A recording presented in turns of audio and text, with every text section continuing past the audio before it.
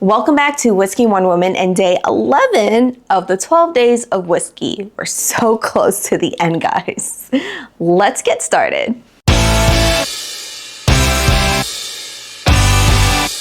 I just have to say before we start 11, I was happily surprised with 10. Like, I'm not big on Scotch whiskey, but that Glencairn Speyside Scotch was really darn good. A 15-year-old Speyside Scotch. Just saying. Okay, let's see what's in here. Oh my gosh. Oh my god, oh my god. Oh my god, oh my god, oh my god, oh my god, oh my god. It's a Michter's. Oh my god, it's a Michter single barrel 10-year. These are so hard to find, and I don't know why, but they are hard to find, and they're like $200 or $250. This is a Christmas treat, guys. I am so... Okay, it's a 10-year single barrel, dark toffee, caramel, charred oak, maple syrup, and vanilla, classic Michter notes. Didn't mention butterscotch though. Okay, let's see what the little booklet says. Oh my god, this is so tiny.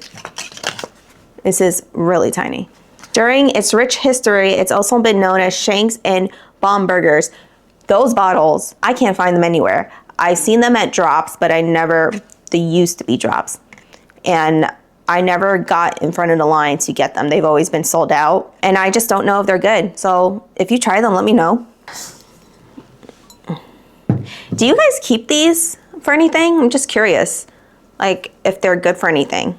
Always wondered why the Michter's bottles come with these. Alrighty, now the prize. I would have been happy if this was day 12 and I just would have been done with the videos. But we got one more bottle tomorrow. Remember when I spilled my Michter single barrel rye? Ugh. I never want to repeat that mistake again.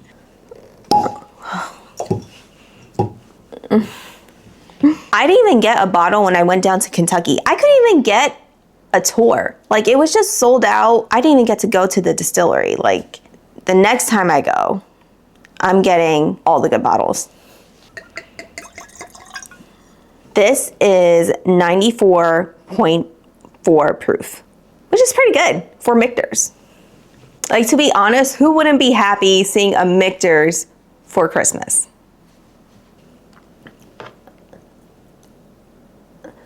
And color looks like a burnt copper, and the bourbon looks thin. It's not thick. It said dark toffee, but this is very sweet toffee. It's almost candy-like. There's also something fruity. I want to say cherry, but I think it's just a touch lighter than cherry. What did the notes say? Oh, it said maple syrup. I mean, I do get maple syrup. It's definitely giving that pancake feeling, but I am also getting something fruity in here. It's making my mouth water. The maple syrup is pretty strong. I think that's that sweet toffee. I think that's what that is. I do get a hint of ethanol just evaporating with the maple syrup. Other than that, aroma is super sweet, but it's not thick. It's not thick and creamy. It's just coming off really sweet. Like, imagine making pancakes in the morning and drizzling syrup over it, and you have that smell in your house. Like, that's what's in this glass right now, which honestly is a pretty good aroma to have. Let's go in for the taste. Cheers. I was not expecting it to be so charred. It did say char. I was definitely hit with the char, but I was expecting butterscotch, but my first note was char. Char and spices and maple syrup. A lot of char.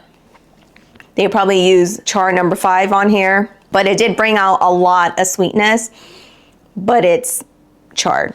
It's so charred that my mouth is watering because there's hints of bitter notes in the finish. It's a long, oaky finish. I honestly think that my single barrel rye from Michter's tops this just because of the charred oak. I'm not saying that I don't like the charred oak. I'm saying that it's blocking a lot of sweetness.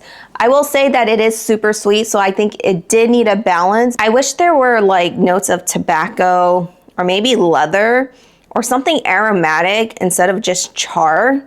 You know how I said the bourbon looks thin? It also tastes thin. Like it's not creamy, it's not sitting. It quickly evaporates and changes to oak and spices and char and leaves a lingering oak finish.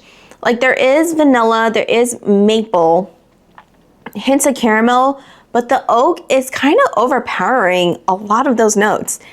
And I was honestly expecting butterscotch and I was expecting a buttery finish. So I'm still happy that I finally got a Michter's 10-year-old single barrel because I don't know when one was ever gonna come to me.